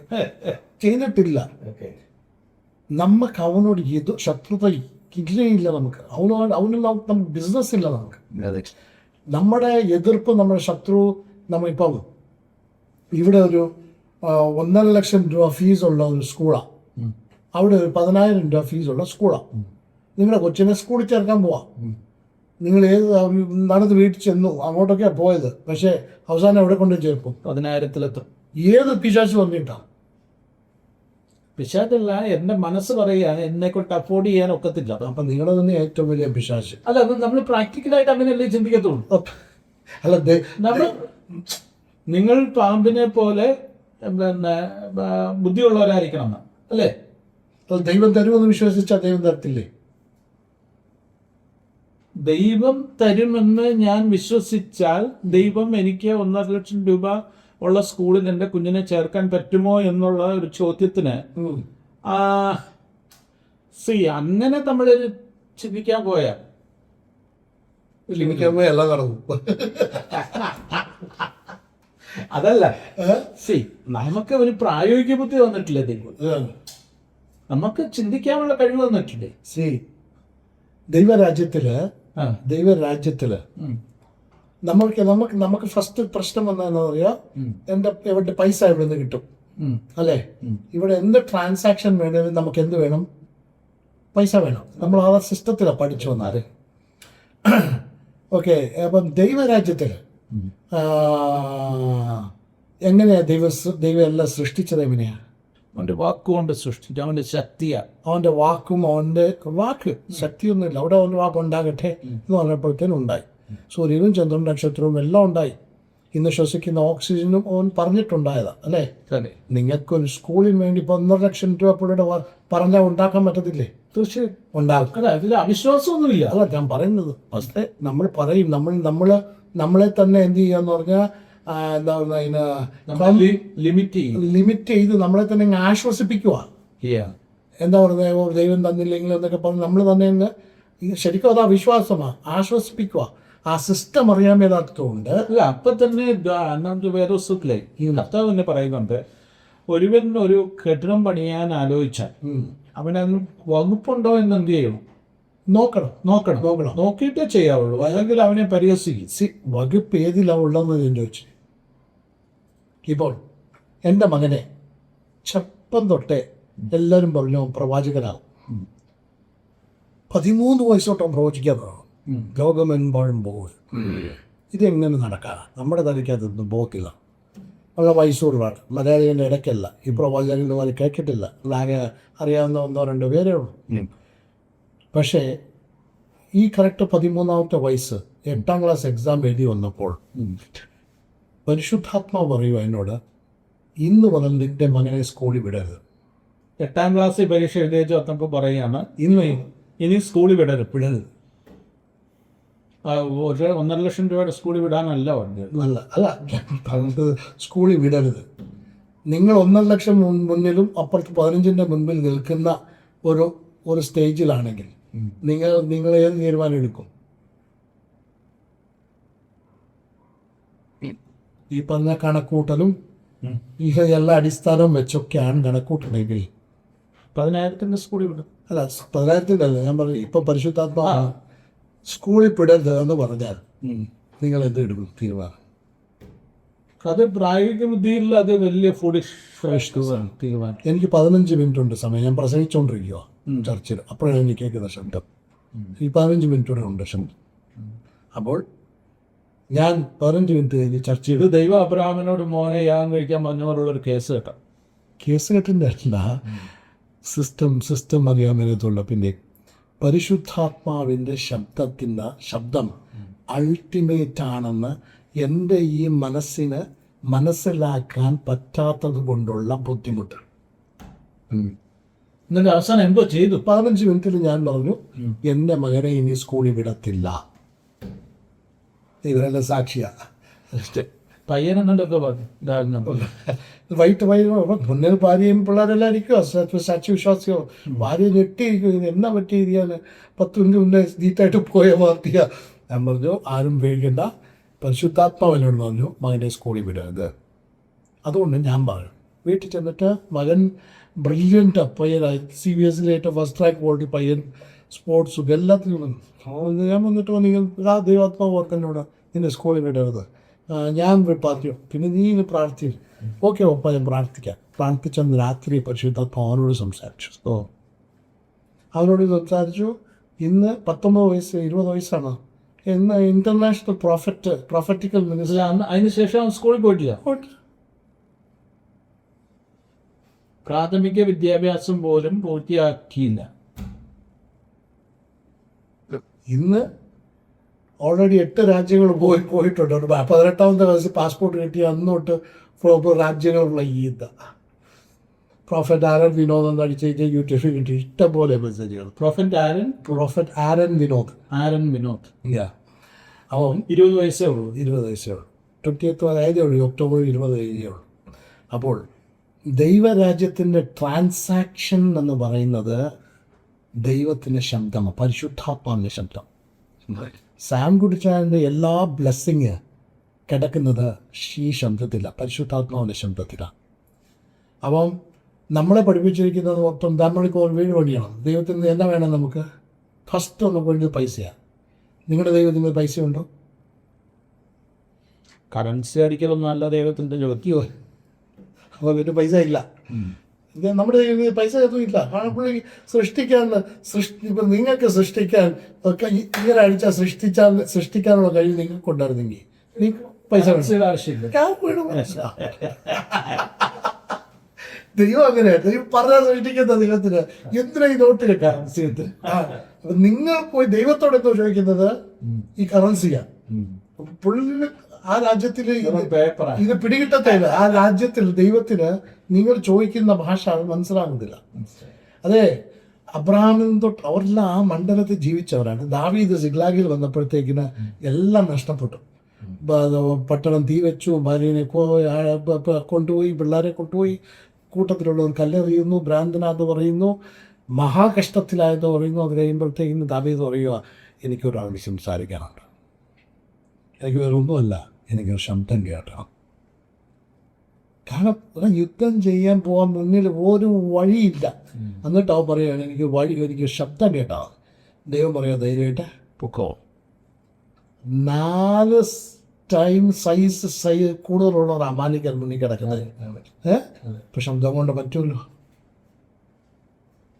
ഇവൻ ആളെ നോക്കിയിട്ടൊന്ന് അല്ലേ അത് ഇറങ്ങിയത് എല്ലാം കഴിഞ്ഞാൽ. പക്ഷേ നമ്മുടെ ലൈഫ് നമ്മൾ ഈ ലോകത്തിൻ്റെ സിസ്റ്റത്തിൽ എന്താണോ നമുക്ക് ആവശ്യം അത് വെച്ചാൽ നമ്മുടെ ദൈവരാജ്യത്തിനാശ അളക്കുന്നത്. ഏറ്റവും എൻ്റെ 2ാമത്തെ മോള് ഡോക്ടറാണ്. ഈ പ്രോജക്റ്റ് അത് തന്നെയാണ് പറയുന്നത്, ഡോക്ടറാണ്. ഞങ്ങളും പങ്ക് എല്ലാവരും പറയും. എനിക്കൊരു സ്വഭാവമുള്ളത്, ഞാൻ ഇങ്ങനെ വിളിച്ചു പറയുന്നത് പോലെ പോകുന്നിടത്തെല്ലാം വിളിച്ചു പറയും ഡോക്ടറാവും. അവൾ പോകുമ്പോൾ ഞാൻ വിളിക്കാം എന്നൊക്കെ പറഞ്ഞു പോയിക്കും. ഡോക്ടറാണ്. അവളിപ്പം MBBS പോയിരിക്കുക. എൻ്റെ പൈസ ഉണ്ടായിരുന്നില്ല, ദൈവം വഴി തുറന്നു. ഒരിക്കലും എവിടെയോ എനിക്ക് ഇപ്പോൾ 25 വർഷമായി കർണാടകയിൽ നമ്മൾ ശുശ്രൂഷ ചെയ്യുന്നു. ചിൽഡ്രൻസ് ഹോമുണ്ട്, ബൈബിൾ കോളേജ് എല്ലാം ഉണ്ട്. പക്ഷേ ഒരു വീടില്ല, നമുക്ക് സ്വന്തം വീടില്ല. എനിക്കിതുവരെ ഒരു ഗിൽറ്റ് തോന്നുന്നു, സങ്കടം തോന്നുന്നു ചെയ്തിട്ടുമില്ല. എപ്പോഴോ ഒരിക്കൽ ഒരു വീട് വേണമെന്ന് നോക്കി ചോദിച്ചപ്പോൾ വേണ്ടേ എന്നൊക്കെ ആലോചിച്ചപ്പോൾ ഒരു ശബ്ദം കേട്ടു, നിന്റെ മകൾ കല്യാണം കഴിക്കാറാവുമ്പോൾ അവൾ സ്വന്തം വീട്ടിൽ നിന്ന് ഇറങ്ങും. അത് എനിക്കിതുവരെ വീട് വേണമെന്ന് ചോദിച്ചിട്ടില്ല. വീട് വേണമെങ്കിൽ എല്ലാം കാണും. മകൾ വളർന്ന വീട്ടിൽ തന്നെ വന്നോളൂ. അതെ. അപ്പോൾ ദൈവരാജ്യത്തിൻ്റെ അകത്ത് നമ്മുടെ എല്ലാ ബ്ലെസ്സിങ്, അതാണ് ദൈവം തന്നെ സ്നേഹിക്കുന്നവർക്കായിട്ട് കരുതിയിട്ടുള്ളത്. ഒരു കണ്ണും കണ്ടിട്ടില്ല, ഒരു ചെവി കേട്ടിട്ട് മനുഷ്യൻ്റെ ഹൃദയത്തിലത് ഗ്രഹിച്ചിട്ടില്ല, തോന്നിയിട്ടില്ല, കൺസീൽ ചെയ്തിട്ടില്ല. ഇത് മനുഷ്യൻ്റെ ആ കൊഴുതലിൽ തന്നെ പറയുന്നുണ്ട്, ദൈവം ജഗതുത്പത്തിക്കുന്ന മുന്നേ എന്ന് പറഞ്ഞാൽ ഇടുന്നതിന് മുൻപേ നിങ്ങളുടെ മഹത്വത്തിനായിട്ട് നമ്മുടെ മഹത്വത്തിനായിട്ട് ദൈവം മറച്ചു വച്ചിരിക്കുന്ന, ആലോചിച്ച് മറച്ചു വച്ചിരിക്കുന്നതാണ് മരണം അവിടെ പറയുന്നുണ്ട്. അപ്പോൾ അത് 10-15 പറയുന്നത് എങ്ങനെ മനുഷ്യൻ്റെ ആലോചന മനുഷ്യാത്മാവിന് അറിയാമോ അതുപോലെ ദൈവത്തിൻ്റെ ആലോചന ദൈവാത്മാവിന് അറിയാം. ദൈവാത്മാവിന് അറിയാം. ഇന്നിപ്പം രാവിലെ വന്നിട്ട് പരിശുദ്ധാത്മ പറയാണ്, സാമേ തിരുവല്ല ടൗണിൽ പോയിട്ട് ആ ബിൽഡിങ്ങിൻ്റെ ഏറ്റവും വലിയ 3ാമത്തെ നിലയിൽ അഡ്വാൻസ് കൊടുത്തിട്ട് വാ എന്ന് പരിശുദ്ധാത്മാവ് പറയുമ്പോൾ, പരിശുദ്ധാത്മാവ് എവിടെ നിന്നാണ് കാണുന്നതെന്നറിയാവോ? ആ അഡ്വാൻസും കൊടുത്തിട്ട് ബാക്കി അഡ്വാൻസും കൊടുത്ത് അവിടെ 10 ലക്ഷം രൂപയുടെ ക്യാമറയും വന്ന് സ്റ്റുഡിയോയും വന്നിട്ട് കഴിഞ്ഞിട്ട് നിന്നിട്ടാണ് പരിശുദ്ധാത്മാവ് പറയുന്നത് സാമേ രാവിലെ എഴുന്നേറ്റ് പോയിട്ട് അഡ്വാൻസ് കൊടുക്കാൻ പറയുന്നത്. പക്ഷേ ഇവിടെ അഡ്വാൻസ് കൊടുക്കാൻ പോകുമ്പോൾ ആകെ ഉള്ളത് അഡ്വാൻസ് കൊടുക്കാനുള്ളത് പോലും കയ്യിൽ ഇല്ല. അപ്പം നമ്മൾ ചിന്തിക്കുന്നത് ഇപ്പുറത്തുനിന്നാണ്, പരിശുദ്ധാത്മാവ് പറഞ്ഞുകൊണ്ടിരിക്കുന്നത് അപ്പുറത്തുനിന്നാണ്. മനസ്സിലാവുന്നുണ്ടോ? അപ്പം ആരൻ സ്കൂളിൽ വിടരുതെന്ന് പറയുമ്പോൾ പരിശുദ്ധാത്മാവെങ്ങാണ്ട് ആഫ്രിക്കയുടെ അവൻ്റെ അവസാനത്തെ പ്രസംഗം നിന്നിട്ട് സംസാരിക്കുന്നത്. എൻ്റെ വിനോദയെ അവനെ ഒന്ന് സ്കൂളിൽ നിർത്തുന്നത് പറഞ്ഞ് നിർത്തുന്നത്. ആ സിസ്റ്റം നമുക്ക് പിടികിട്ടത്തില്ല. നമ്മൾ ആ രാജ്യത്തിൽ ജനിച്ചാലേ അവൻ പറയുന്നത് കംപ്ലീറ്റ് ആണെന്നും അവൻ പറയുന്നതിൻ്റെ കൂട്ടത്തിലെല്ലാം ഉണ്ടെന്നും നമുക്ക് വിശ്വസിക്കാൻ പറ്റും. അപ്പം അവൻ്റെ ശബ്ദത്തിലാണ് ഈ നമ്മുടെ ഇപ്പം 1.5 ലക്ഷം രൂപയുടെ സ്കൂളിൽ വിടുന്നത് 10,000 സ്കൂളിൽ വിട്ടു. ആരാ തടഞ്ഞത്? നമ്മുടെ ബുദ്ധി. അതാണ് ബെസ്റ്റ് വാക്ക്, ബുദ്ധി. അപ്പം നമ്മുടെ ഏറ്റവും വലിയ ശത്രുവാണ് നമ്മുടെ ബുദ്ധി. അതല്ല, സാത്താൻ നമ്മുടെ വീട്ടിൽ പോർത്തില്ല, അയൽക്കത്തോടെ പോലും വരത്തില്ല. നമ്മുടെ ഏറ്റവും വലിയ ശത്രു. പക്ഷെ അവനെ ശാസിക്കുക മൊത്തത്തിൽ. ഞാൻ എവിടെയാണ് ഈ ശരിക്കും ഈ ശാസിക്കുക എന്ന് പറയുന്ന വാക്കിൻ്റെ അർത്ഥം എന്താ അറിയോ? ശാസിക്കുക എന്ന് പറഞ്ഞാൽ നന്നാകാൻ വേണ്ടി പറയുക. ശാസിക്കുക മകളെ, നമ്മുടെ അപ്പന്മാര് മക്കളെ ശാസിക്കുക എന്ന് പറഞ്ഞാൽ അല്ലേ അവനെ നന്നായിട്ട് വിചാരിച്ചു പറയും. സാധാരണ നന്നാക്കാൻ ഒക്കത്തില്ല.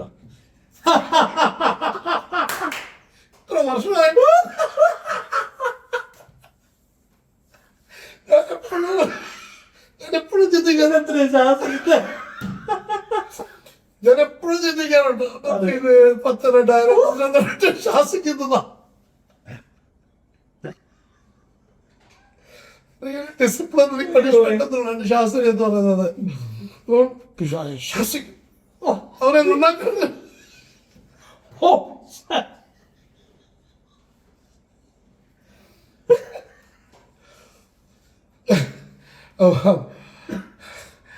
ഈ രാജ്യത്തിൻ്റെ ഏറ്റവും വലിയ ഇപ്പം പാപത്തിന് കുറച്ച് എക്സാമ്പിൾ പറഞ്ഞു, examples of some since.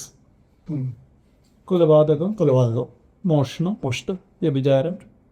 Okay, ഇതിനകത്ത് ഏതിനാ ഹവായിക്ക് പണിഷ്മെന്റ് കിട്ടിയോ? ഹവായിക്ക് തോന്നുന്നല്ലോ. എന്തിനായിരുന്നു പണിഷ്മെന്റ് അല്ലേ? ഈ 3 പറഞ്ഞതും പാപമൊന്നുമല്ല. അത് അങ്ങനെ പറയുമ്പോൾ വേറെ കേൾക്കൂടെ? അനുസരണക്കേടാ പാപം. ഈ 3 അനുസരണക്കേടിന്റെ ഫലമാണ്. ഓക്കെ, അപ്പൊ കുഴപ്പമില്ല. അല്ലെ പിന്നെ അത് വലിയ വിളിച്ച് അപ്പോ അത് ഞാൻ പറഞ്ഞതാണ്. ഞാൻ ഇപ്പോഴും സീരിയസ് ആയിട്ട് അനുസരണക്കേട് പാപമാണ് എന്നുള്ള ലിസ്റ്റിൽ ഇതുവരെ വന്നിട്ടില്ല. ഇപ്പോഴും പാപം എന്ന് പറയുന്നത് വിചാരമാണ്.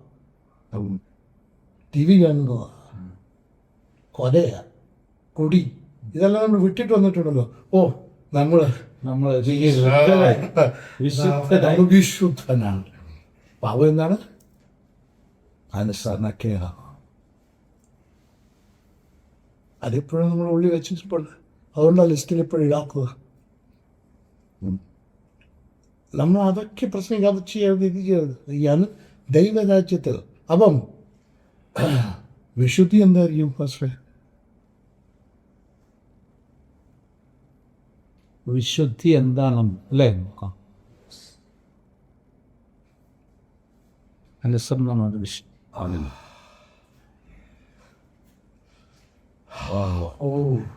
சொன்ன போக வேப்பு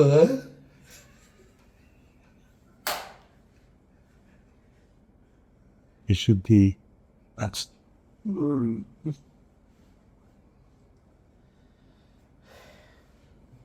പരിശുദ്ധാത്മാവ് നിങ്ങളുടെ ഉള്ളിൽ മാസത്തിനൊരിക്കലും 30 ദിവസത്തിനൊരിക്കലും ഒന്നും സംസാരിക്കുന്ന വ്യക്തിയല്ല. ഒരു മനുഷ്യൻ ഡെയിലി മോർ ദാൻ 1000 ഡിസിഷൻ എടുക്കുന്ന വ്യക്തിയാണ് ഒരു മനുഷ്യൻ. തീരുമാനമെടുക്കുന്നത് മോർ ദാൻ 1000 തീരുമാനങ്ങൾ ഒരു ദിവസം അവനെടുക്കും, ഒരു മനുഷ്യനെടുക്കും. ഇതിൻ്റെ അകത്ത് നിങ്ങൾ ഒന്നെങ്കിൽ പരിശുദ്ധാത്മാവിനെ പ്രേരണയാൽ വിശ്വാസത്താൽ എടുക്കണം, അല്ലെങ്കിൽ ലോകത്തെ പ്രേരണയാൽ ഭയത്താൽ എടുക്കണം. ഈ രണ്ടാണ് തീരുമാനങ്ങളുടെ അടിസ്ഥാനപ്പെട്ടത്. 99% ഈവൻ പ്രയർ വരെ ഫിയറിലുള്ള ഡിസിഷൻസ്. 99% തീരുമാനങ്ങളും. പരിശുദ്ധാത്മാവിന് നിങ്ങളെ കൊണ്ട് എന്ത് ചെയ്യിപ്പിക്കണമെങ്കിലും പുള്ളിയുടെ ഒരു ശബ്ദം മാത്രമേ ഉള്ളൂ. പുള്ളിയുടെ പൈസ ഇല്ല, പുള്ളിയുടെ ജനമില്ല, ഒന്നുമില്ല. എന്തെങ്കിലും ഇപ്പോൾ സാങ്കുടിച്ചാരെ കൊണ്ട് ഇവിടുത്തെ ഏറ്റവും വലിയ ബിൽഡിങ്ങിന് ഒരു സ്റ്റുഡിയോ സ്റ്റാർട്ട് ചെയ്യണമെങ്കിൽ പരിശുദ്ധാത്മാവിൽ ആകെയുള്ളത് സംസാരിക്കാൻ പറ്റുന്ന ശബ്ദം മാത്രമേ ഉള്ളൂ. അത് മതി. അതിലെല്ലാം ഉണ്ട്. അത് കേൾക്കുന്ന രാത്രി ഇരിക്കരുത്. ഇറങ്ങിക്കണം, ഓടിക്കണം, സ്റ്റാർട്ട് ചെയ്യണം, എന്താ വേണം കൊള്ളണം. ബാക്കിയുള്ളത് ആ ചെല്ലുന്ന സമയത്ത് വരും. അവിടെ എത്തുന്ന സമയത്ത് ബാക്കി കാര്യങ്ങൾ എല്ലാം റെഡിയായിരിക്കും. ഈ സിസ്റ്റം നമുക്കിതുവരെ പിടിയിട്ടിട്ടില്ല. നമ്മളിപ്പോഴും നമ്മുടെ മനസ്സിൽ ഇപ്പം ഏറ്റവും വലിയ കൊലത്തിലേക്ക് പറഞ്ഞു, നിങ്ങൾ ലോകത്തിലാണെങ്കിൽ ലോകക്കാരെ പോലെയല്ല യുദ്ധം ചെയ്യുന്നത്, നിങ്ങൾക്ക് ആയുധമുണ്ടോ, ആയുധം ദൈവത്തെ ശക്തിയാണുള്ളതാണ്. ഇവയാൽ ഞങ്ങൾ കോട്ടകളെ ഇടിക്കും. അതിൻ്റെ അകത്തെ ആദ്യത്തെ കോട്ട ബൈബിൾ പഠിപ്പിക്കുന്നത് പിശാചിൻ്റെ കാലോ പിശാചിൻ്റെ തലയോ എന്നല്ല. ആദ്യത്തെ കോട്ട പറയും, ഇവയാൽ ഞങ്ങൾ സങ്കല്പങ്ങളും. എന്താ പ്രശ്നം? സങ്കല്പം എന്തിനാണ്? വല്ലപ്പോഴും ഇടിച്ചിട്ടുണ്ടോ? സങ്കല്പങ്ങളെ ഇടിക്കേണ്ടത് അല്ല, ഞാൻ ഇത്രയും വർഷമായിട്ട് ഇടിച്ചിട്ടുണ്ടോ? ഇത് കൂട്ടം സങ്കല്പം ഇടിക്കേണ്ടി. അതൊക്കെ വായിച്ച് വിടത്തേ ഉള്ളൂ സാറേ. നമ്മൾ അത് ആ ലെവലിൽ ചിന്തിക്കുന്നില്ലല്ലോ, അങ്ങനെ പഠിപ്പിക്കുന്നില്ലല്ലോ നമ്മളെ. അതാണ് ശാപം എന്ന് പറയുന്നത്. എന്താണ്? ആവർത്തന പുസ്തകത്തിൽ പറഞ്ഞത്, ദൈവം പറഞ്ഞ കേട്ട് അനുസരിച്ച് നടന്നാൽ ഇവ എല്ലാ വിഗ്രഹങ്ങളും വരും. 14 അനുസരിക്കാതെ നടന്നാൽ ഇതെല്ലാം വരും. അനുസരിച്ച് നടന്നാൽ ഇത് വരും, അനുസരിക്കാതെ നടന്നാൽ ഇത് വരും. ഈ വരുന്നതല്ല ശാപം. ഈ നിങ്ങളെ കൊണ്ട് അനുസരിപ്പിക്കാൻ പറ്റാത്തത് എന്താണോ നിങ്ങളുടെ ഉള്ളിലുള്ളത്, അതല്ലേ ശാപം. നമ്മളുടെ സങ്കല്പങ്ങളാണ് ശാപമായി മാറുന്നത്. ഇപ്പം ഇവിടെ ഒരു പെയിൻ വന്നു, ഭയങ്കര പെയിനാ. സങ്കല്പത്തിൽ പാസ് എന്തൊക്കെ ചിന്തകളാണ് പറഞ്ഞു. ഹോസ്പിറ്റല് മരണം, ICU, ഹാർട്ട് അറ്റാക്ക്. ഇതിൻ്റെ ഇടയ്ക്ക് എവിടെയെങ്കിലും അടിപ്പിണ്ണാൽ സൗഖ്യം കണ്ടോ? സാധാരണഗതി അതല്ല, 3 ദിവസം കഴിയണം. അപ്പോഴത്തേന് 4-5 ലക്ഷം ഡോക്ടറെ കൊണ്ടുപോയിട്ടുണ്ടോ? അപ്പോൾ ഈ സങ്കല്പത്തിൻ്റെ പണി, സങ്കല്പം എന്ത് ചെയ്യുന്നു പറഞ്ഞാൽ, സങ്കല്പം ശരിക്കും നമുക്ക് തന്നിരിക്കുന്നത് അതൊരു ഗർഭപാത്രമാണ്. സങ്കല്പത്തിൻ്റെ അകത്ത് നീട് ഏത് സീഡ് ഇട്ടാലും അത് ലൈഫ് കൊടുക്കും. സങ്കല്പം ലൈഫ് കൊടുക്കും. അതൊരു ഗർഭപാത്രം പോലെ നീ മനസ്സിൻ്റെ അകത്ത്. അതാണ് അയ്യോ പറയുന്നത്, ഞാൻ എന്ത് ഭയപ്പെട്ടോ അതിലേക്ക് സംഭവിച്ചു. അപ്പോൾ ഭയപ്പെടുന്നതിനെ തടയാൻ പറ്റത്തില്ല ലൈഫിൽ. നമ്മൾ എന്ത് ഭയപ്പെട്ടോ സംഭവിച്ചു, അതിനെ തടഞ്ഞു നിർത്താൻ ആരെക്കൊണ്ടും കഴിയത്തില്ല. എങ്ങനെ സംഭവമാണ്? എനിക്ക് അയ്യോ ചെറിയൊരു വേദന, ഹാർട്ട് അറ്റാക്ക് വരും. ഇത് തടഞ്ഞു നിർത്താൻ ഒരു ഡോക്ടറിനെ കൊണ്ട് പറ്റത്തില്ല. വരും, കൊണ്ടേ പോവും. അപ്പം സങ്കല്പത്തിൻ്റെ അകത്ത് നീ ഇടുന്ന സീഡ് അതൊരു ഗർഭപാത്രം പോലെ. സ്ത്രീകളുടെ ഗർഭപാത്രത്തിനകത്ത് വരുന്ന സീഡ് ഭർത്താവിൻ്റെ ആണോ അന്യൻ്റെ ആണോ എന്ന് ഗർഭപാത്രം ചോദിക്കത്തില്ല. അത് ലൈഫായി, അതിനെ തടയാൻ പറ്റത്തില്ല. പിന്നെ സെയിം അതുപോലെയാ നമ്മൾ ഇടുന്നത് ദൈവവചനമാണോ അതോ ഈ ലോകത്തിലെ ചിന്തയാണോ ഇടുന്നതെന്ന് ഇതിനറിയത്തില്ല. അത് ആദ്യത്തെ രാജാവ് ആരായിരുന്നു? അവൻ്റെ ശത്രു ആരായിരുന്നു? ഷൗലിന്റെ ശത്രു ഷൗലിന് ആരുമില്ല, ശത്രു ആരില്ല. അല്ല ശത്രു ഇല്ല, കാരണം അവർ ശത്രു ഇല്ലാണ്ട് തോറ്റുപോയ ഒറ്റ ഒരു രാജാവ്. എന്തുകൊണ്ടാണ് തോറ്റുപോയത്? നമുക്ക് അവൻ്റെ മനസ്സല്ല. ദാവീദ് ഷൗലും ശത്രുവിന്റെ സ്ഥാനത്താണ് ദാവീദിനെ നിർത്തി. ചിത്രം കേട്ടി ശത്രു ഷൗല് വന്നിട്ട് ചോദിക്കുകയാണ്, സമൂഹം വന്നിട്ട് ചോദിക്കുക, എന്തോ പണിയെ കാണിച്ച് യാഗം കഴിച്ചപ്പോഴത്തേക്ക് അവൻ പറയുകയായിരുന്നു, ഫിലിസ്തീൻ ഇങ്ങ് വരുമെന്ന് ഞാനങ്ങ് നനച്ചു, മിക്പാശിലോട്ട് ജനം കൂടി വരുന്നു, അന്ന് ഞാൻ നനച്ച്, നീ ഒട്ട് സമയത്തിന് വന്നുമില്ല, അന്ന് ഞാൻ നനച്ച്, ഞാൻ ചെയ്തു പോയി എന്നാ പറഞ്ഞത്. ഇറ്റ് ഫോഴ്സ്ഡ് മീ എന്നാ പറയുന്നത്. ഇംഗ്ലീഷ് പറയുന്നത് the thought forced me to disobey the word of God. അയാൾ പ്രേരിപ്പിച്ചു, ഒരു ശക്തിയായി മാറി എന്നതാണ്. അപ്പോൾ ഇമാജിനേഷൻ ഭയങ്കര ശക്തിയാണ്. പ്രേമിക്കുന്ന രണ്ടുപേര് എന്തുകൊണ്ടാണ് അവരെ കൊണ്ട് നമ്മളെ കൊണ്ട് പേര് പിരിക്കാൻ പറ്റാത്തത്? ഇമാജിനേഷനിൽ അത് ചിത്രങ്ങളുടെ ശക്തിയാണ്. അവർ കണക്കൂട്ടി വെച്ചിരിക്കുക, കുറേ കോട്ടകൾ ഇങ്ങനെ ഇവരാണ് ഏറ്റവും കൂടുതൽ ഇമാജിനേഷൻ കണക്കൂട്ടുക. ആ കണക്കൂട്ടുന്ന കോട്ടയെ പൊട്ടിക്കാൻ പറ്റത്തില്ല. ശരിയാ. അപ്പം ഇമാജിനേഷൻ ദൈവം നമുക്ക് തന്നിരിക്കുന്ന എന്തിനാന്ന് പറഞ്ഞാൽ, ഈ ഇമാജിനേഷനിൽ ഫസ്റ്റ് വരേണ്ടത് വചനമാണ്. ഇപ്പം എനിക്കൊരു വീട് വേണം അന്ന് പറഞ്ഞാൽ ഉടൻ എൻ്റെ ഇമാജിനേഷനിൽ വരുന്നത് എൻ്റെ മോൾ വളർന്നിട്ടില്ല, എനിക്ക് പൈസ ഇല്ലാന്ന് ഒരിക്കലും ഞാൻ ചിന്തിക്കുന്നില്ല. മനസ്സിലാവുന്നുണ്ടോ? ഇമാജിനേഷൻ ക്യാൻസർ എന്ന് പറഞ്ഞാൽ ഉടനെ അടിപ്പിണറാൽ സൗഖ്യം. അല്ല, അടുത്ത ഉപവാസ പ്രാർത്ഥനയുടെ കാര്യമല്ല നമുക്ക് ചിന്ത വരേണ്ടത്, അടിപ്പിണറാൽ സൗഖ്യം. അപ്പോൾ ഇമാജിനേഷൻ എന്ന് പറയുന്നതാണ് ആദ്യത്തെ ഇടിച്ചിടുവതിൻ്റെ കോട്ട സങ്കല്പമാണ്. കാരണം ഈ സങ്കല്പത്തിലാണ് നമ്മുടെ വചനത്തെ എന്താ പറയുന്നത് സ്വീകരിക്കാനോ അതനുസരിക്കാനോ പറ്റാത്ത രീതിയിലുള്ള ഭയം ഈ സങ്കല്പത്തിൻ്റെ അകത്തോട്ട് വരുന്നത്. ആരാണ് ഇത് ഈ ഹാർട്ട് ഇത് പെയിൻ വന്നപ്പോഴത്തേക്കിന് ഹാർട്ട് അറ്റാക്ക്, ICU, ചത്തുപോകും, ഇതെല്ലാം ആരാ സാബുഡിറ്റോട് പറഞ്ഞ പിശാചാണ്. എൻ്റെ സങ്കല്പത്തിൽ ഞാൻ എൻ്റെ ചിന്തയിൽ വരികയാണ്. എവിടെന്നോ ചിന്തയ്ക്കകത്ത് എൻ്റെ അറിവുകള്, എൻ്റെ ധാരണകൾ, എൻ്റെ ബോധ്യങ്ങൾ, എല്ലാം കൂടെ അനുഭവം എന്ന് പറയും. ഇതെല്ലാം വെച്ച് എന്ത് ചെയ്യുക, ഇതിന് അനുഭവം എന്ന് പറയും, എക്സ്പീരിയൻസ് എന്ന് പറയും. എഫേസ്യർ പറയുന്നത് തീയമ്പുകൾ എന്നാണ് ഇതിന് പറയാറ്. തീയമ്പുകളായി സാധാരണ ഇപ്പം രാവിലെ തൊട്ട് വൈകുന്നേരം വരെ നമ്മളെല്ലാവരും ഉയർച്ച പ്രാപിക്കാൻ ആഗ്രഹിക്കുന്നവരാണ്. മനസ്സിലായില്ലേ? ഈ സിസ്റ്റം എന്നായും നിന്നെ ഉയരാൻ സമ്മതിക്കത്തില്ല. നമ്മുടെ മനസ്സിൻ്റെ അകത്ത് തീയമ്പ് വിട്ടുകൊണ്ടിരിക്കുമോ, നിന്നെക്കൊണ്ട് പറ്റത്തില്ല, നിന്നെക്കൊണ്ട് കഴിയത്തില്ല, നീ ഇത് സാധിക്കത്തില്ല, ഇതിങ്ങനെ തീയമ്പ് വിട്ടുകൊണ്ടിരിക്കുമോ. ഇത് വിട്ട് കുറച്ച് കഴിയുമ്പോൾ നമുക്ക് ഡിപ്രഷനാണ്, നമ്മൾ നിരാശയാണ്, ഒന്നിനും കൈയിടാൻ പറ്റാത്തൊരു വിഷമത്തിലോടുകയാണ്. പക്ഷെ ഇത് ഇടിച്ചു കളയാത്തടത്തോളം കാലം നമ്മളെ അത് ഭരിക്കാൻ തുടങ്ങും. അതിൻ്റെ രണ്ടാമത്തെ ഇടിക്കാൻ പറയുന്നതാണ് ദൈവജ്ഞാനത്തിന് വിരോധമായി പൊങ്ങുന്ന എല്ലാ തർക്കങ്ങൾ രണ്ടാമത് ഇടിച്ചു കളയിട്ട്. ഇപ്പം നമ്മൾ എൻ്റെ മോനെ സ്കൂളിൽ വിടരുതെന്ന് പറഞ്ഞാൽ ഉടനെ എൻ്റെ ഉള്ളിൽ വിരോധമായിട്ട് വന്ന തർക്കങ്ങൾ എന്തൊക്കെയായിരിക്കാം? അതെ. അപ്പോൾ ഈ നമ്മൾ ഈ തർക്കങ്ങളെ നമ്മൾ ഒരിക്കലും എന്താണ് സോഫ്റ്റായിട്ട് എടുക്കരുത്. നമ്മൾ തർക്കങ്ങളെ എന്നാ ഇങ്ങനെ വർത്തമാനം പറഞ്ഞാൽ ഓക്കെ അല്ലെങ്കിൽ കൊന്നു വിടും, അതിനെ ഇടിച്ച് വേണം. തർക്കങ്ങളാണ് ശരിക്കും പാപത്തിൻ്റെ ശക്തിൻ്റെ വലുതാണ്.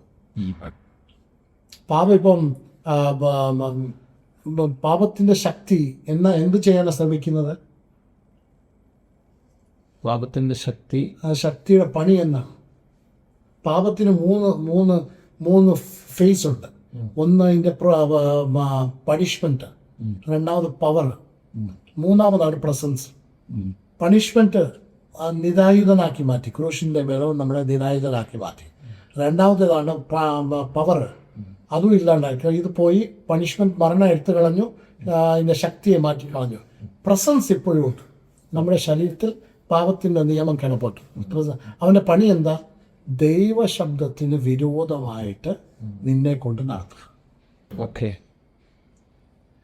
മകനെ സ്കൂളിൽ വിടരുത് എന്ന് എന്നോട് പറഞ്ഞപ്പോൾ പാപത്തിൻ്റെ പണി എന്തായിരിക്കും? പാപത്തിന് എങ്ങനെങ്കിലും അവനെ സ്കൂളിൽ വിടാനുള്ള അത് പാപമാണ്, നമുക്ക് അറിയുന്നില്ലെന്ന്. നമ്മളതിനെ പ്രായോഗിക ബുദ്ധി, അറിവ്, ജ്ഞാനം എന്നെല്ലാം പറയുക. പറയുക എടാ പാപം എന്ന് പറയുന്നത് നിന്നെ സ്കൂളിൽ വിടരുതെന്ന് പറയുന്നതാണ് പാപം. സ്കൂൾ പൊട്ടത്തരമാണ് നീ ചിന്തിക്കുന്നത്, അതാണ് പാപം. അപ്പം നമുക്ക് പാപത്തെ എതിർക്കാൻ നമുക്ക് കഴിയും. എന്താണ് പാപമെന്ന് മനസ്സിലാക്കാത്തതാണ് ദൈവരാജ്യത്തിനകത്ത് പരിശുദ്ധാത്മാവിൻ്റെ ശബ്ദത്തിന് വിരോധമായിട്ട് സംസാരിക്കുന്നത്. അതാണ് യേശു നീ മരിക്കുന്ന കാര്യം ഒന്ന് പറഞ്ഞേക്കലുണ്ട് യേശു എന്ന് പത്രോസ് പറഞ്ഞപ്പോഴത്തേക്കിന് എന്ന് പറയുന്നത്. ഐഡിയ ഒക്കെ കൊള്ളാം. ഇങ്ങോട്ട് ആയിക്കോട്ടെ, പരിശുദ്ധാത്മാവിന്റെ ശബ്ദത്തിന് വിരോധമായിട്ടുള്ള ഐഡിയ പറഞ്ഞുകൊണ്ടിരിക്കുന്നത്. മനസ്സിലായി. അവന് നല്ല ഉദ്ദേശത്തിലാണ് പറഞ്ഞത്. നല്ല ഉദ്ദേശത്തിൽ പറയുന്നത് ദൈവശബ്ദത്തിന് വിരോധമാണെങ്കിൽ അത് പാപമാണ്.